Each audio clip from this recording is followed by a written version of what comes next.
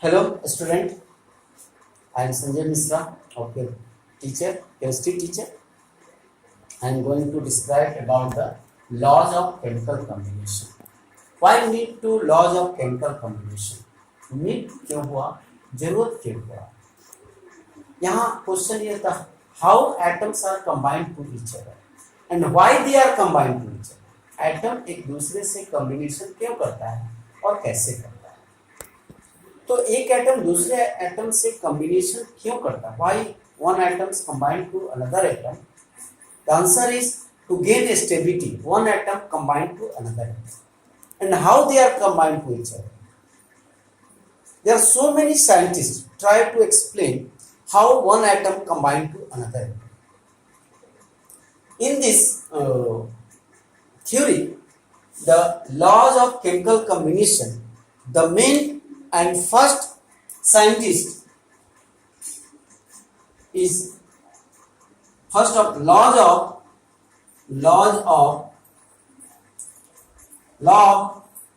conservation of mass,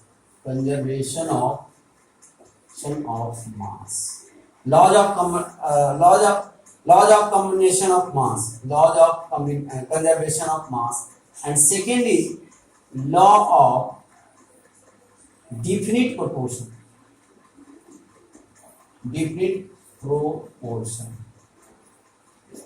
or law constant proportion.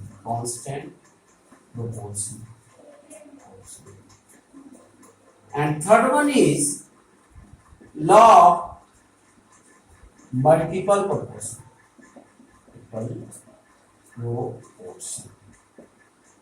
And fourth is law of reciprocal proportion.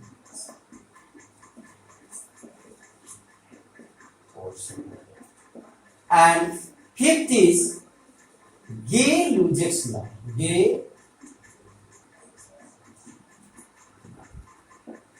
First is law of conservation of mass. Law of conservation of mass को लावोजियर नाम का scientist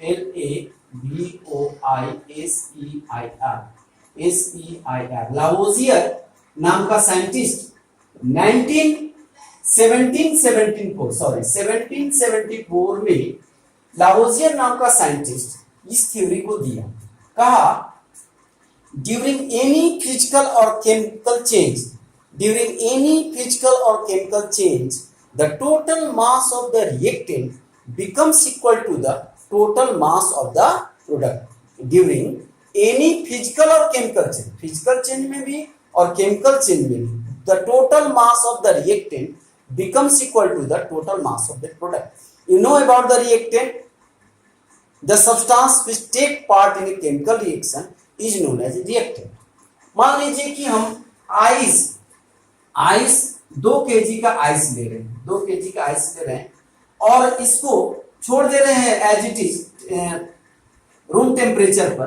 तो ये 2 kg ice अब उसी container में एक liquid में कन्वर्ट हो जाएगा। लीटर में कहेंगे, यदि इसका वजन करते हैं हम लोग तो 2 kg का आइस उसी कंटेनर में छोड़ दे तो ये एक सॉलिड स्टेट हुआ।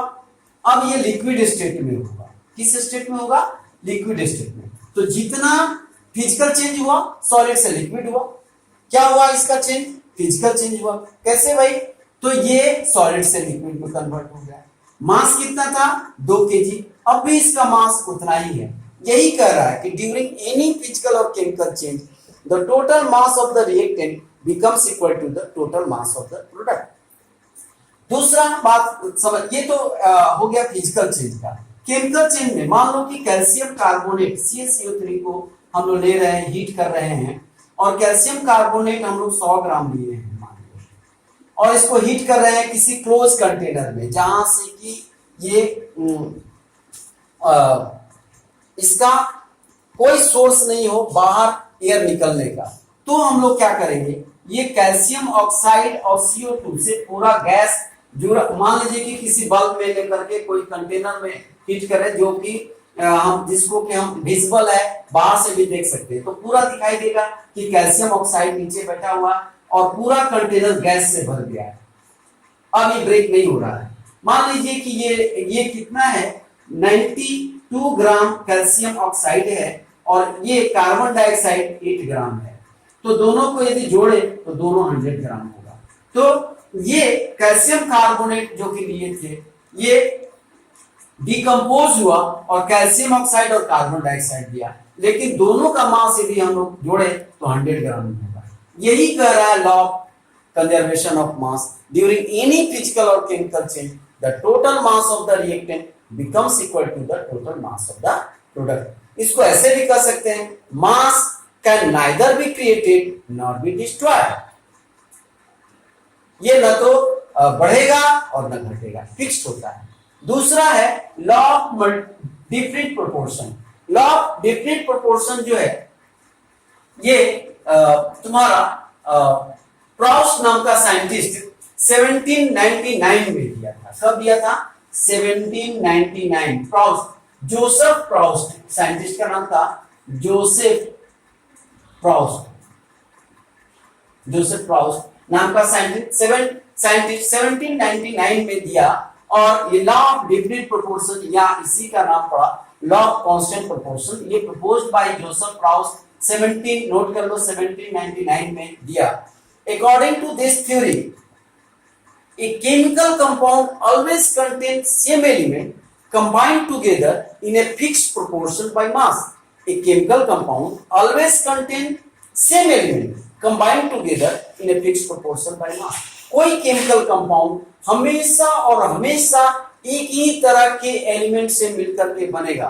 जैसे वाटर हम लोग किसी सोर्स से ले ले, रेन वाटर लें, वेल से ले, रिवर से ले, इंडिया से ले, पाकिस्तान से ले, अमेरिका से ले, चाइना से ले, रामगढ़ से ले या धनबाद से ले, कहीं का वाटर हम लोग ले ले सैंपल के रूप में और उसका चेक करेंगे तो उसका कॉम्बिनेशन हमेशा हाइड्रोजन और ऑक्सीजन का ही होगा, जिसमें कि हाइड्रोजन का मास 1 होता है, 1 into 2 into 16, 2 into 16 कट करेंगे तो 1 into 8, हमेशा 1 into 8 ही के रेशियो में लेंगे तब ही वाटर बनेगा, और किसी भी सोर्स से लेंगे तब भी हमको वाटर ही बनेगा, दूसरा कोई कंपाउंड नहीं बनेगा, और इसका हमेशा फॉर्मूला H2O ही होगा।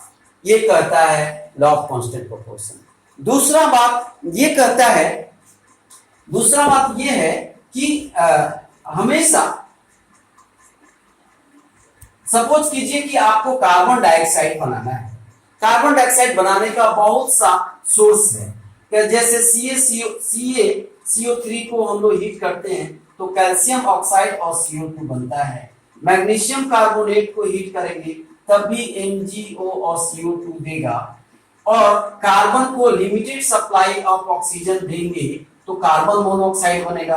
कार्बन मोनोऑक्साइड को लिमिटेड सप्लाई ऑफ ऑक्सीजन देंगे तो CO2 बनेगा, या कार्बन को ही एक्सेस सप्लाई ऑफ ऑक्सीजन देंगे तो CO2 बनेगा। तो देखो कार्बन डाइऑक्साइड बनाने का एक सोर्स, 2 सोर्स, 3 सोर्स और 4 सोर्स से हम लोग कार्बन डाइऑक्साइड बना रहे हैं, लेकिन प्रत्येक सोर्स में कार्बन का एटॉमिक मास 12 होता है और ऑक्सीजन का 32, कट करेंगे तो 3:8 के रेशियो में होगा।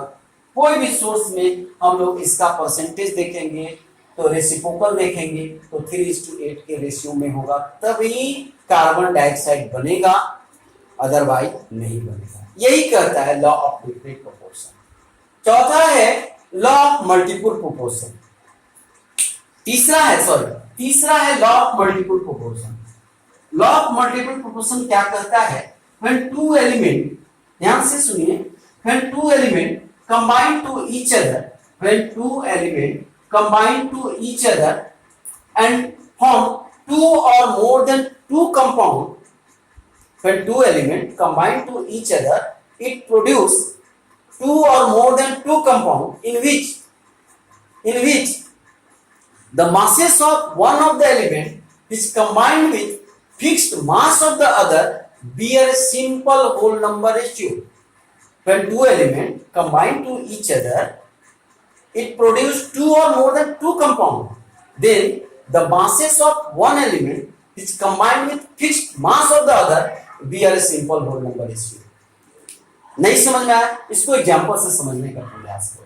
कहता है दो या दो से अधिक एलिमेंट आपस में कॉम्बिनेशन करेगा। सपोज करो कार्बन और ऑक्सीजन हम लोग लेते हैं, ये कार्बन और ऑक्सीजन आपस में रिएक्शन करके क्या बनाएगा? कार्बन मोनोऑक्साइड भी बनाएगा और कार्बन डाइऑक्साइड भी बनाएगा। अब हम लोग सोचेंगे in formation of CO 12 parts by mass of carbon combined with 16 parts by mass of oxygen. Another compound in CO2 12 parts by mass of carbon combined with 32 parts by mass of oxygen. अब यहां पर देखो carbon का mass fix है, carbon का देखो यहां भी 12 है, यहां भी 12 है, और ऑक्सीजन का मास कितना है? 16 है। कार्बन मोनोऑक्साइड में 16 है, कार्बन डाइऑक्साइड में कितना है? 32। इसको कट करो तो 1:2 का रेशियो देगा। यही कह रहा है कि दो एलिमेंट आपस में कॉम्बिनेशन करेंगे जिसमें कि एक का मास फिक्स होगा, दूसरे का मास फिक्स नहीं होगा। जिसका मास फिक्स नहीं होगा वो सिंपल होल नंबर रेशियो में होगा। एक और एग्जांपल लेते हैं, नहीं समझ में आया तो मान लीजिए कि कॉपर और ऑक्सीजन आपस में रिएक्शन करता है, तो कॉपर ऑक्साइड बनाएगा और CO2 बनाएगा, दो बना रहा, एक CO बनाया CO2, इसमें 63.5:16 हो गया ऑक्सीजन का, यहाँ 63.5 × 2:16 हो गया। अब देखो यहाँ पर किसका ऑक्सीजन का मास देखो, यहाँ क्या कांस्टेंट है, कॉपर का मास 63.5 2 × 63.5 है, कट गया तो 1:2 का रेशियो दिया कि नहीं दिया? यही कह रहा है। चौथा था लॉ ऑफ रेसिप्रोकल प्रोपोर्शन, आपके सिलेबस से हटा दिया गया, आपको नहीं पढ़ना है। अब हम लोग पढ़ेंगे गे-लुजेक्स लॉ। ये law of multiple proportion John Dalton दिया था, जॉन डाल्टन से एटॉमिक थ्योरी दिया। ये कब दिया? 1803 में दिया था जॉन डाल्टन। अब हम लोग करते हैं नेक्स्ट थ्योरी है गे-लुजेक्स लॉ। गे-लुजेक्स लॉ दो गैसियस एलिमेंट के बारे में कहता है। गे-लुजेक्स लॉ दो गैसियस एटम के बारे में कहता है कि जब दो गैसियस एटम आपस में रिएक्शन करेंगे, जब दो गैसियस एटम आपस में रिएक्शन करेंगे और रिएक्शन के बाद प्रोडक्ट भी यदि गैस ही देंगे तो वो एक सिंपल होल नंबर रेशियो में होगा। क्या कहता है? Under similar condition of temperature and pressure, whenever gases react to each other, the volume of reacting species as well as product if gases bear a simple whole number ratio. I am repeating once again that Gay Lussac's law under similar condition of temperature and pressure, whenever gases react to each other, the reacting species as well as product if gases bear a simple whole number ratio, मतलब यदि nitrogen और hydrogen दोनों gas है, ये भी gas है, ये भी गैस है, और प्रोडक्ट भी यदि अमोनिया दे रहा है जो कि गैस है, तो 1:3 gives 2। यदि हाइड्रोजन गैस है और Cl2 गैस है और ये दोनों आपस में टूट करके हाइड्रोक्लोरिक गैसियस स्टेट में दे रहा है, तो 1 इसका 1 रेशियो, इसका 1 रेशियो प्रोड्यूस करेगा 2 रेशियो में। ये है तुम्हारा गे-लुजेक्स लॉ। ये आज हम लोग पढ़ लिए laws of chemical combination. Thank you student, have a nice day.